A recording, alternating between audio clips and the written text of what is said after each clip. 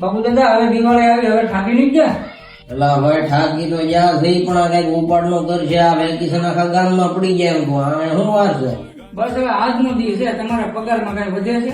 એટલે આ વસ્તુ તો કઈ નથી પણ આ કઈક ઉપાડ નું કરાવે તો ક્યાંય છે હવે મારું પૈસા તો કઈક દિવાળી તો સારી થાય. 10,000 રૂપિયા ઉપાડ આવે તો જો બાપુ દાદા હું મોટો કારીગર છું, મને ઉપાડ આપે ને તો આ તમને ઉપાડ આપે.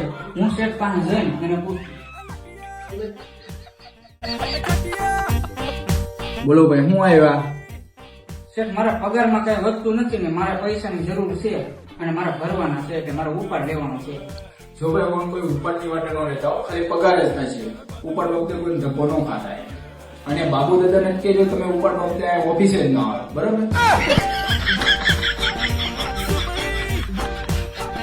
બાબુ દાદા મને તો ઉપાડની ના પડી અને તમને તો ચોખ્ખી ના પડી કે બાબુ દાદાને કહેજો ઓફિસે ધક્કો જ ન થાય. તમે તમારી રીતે વહીવટ કરી નાખજો. હવે એટલે ઉપાડ ની આપે તો થતા હોય. દિવાળીમાં ક્યાં ગોતવા જવા પૈસા?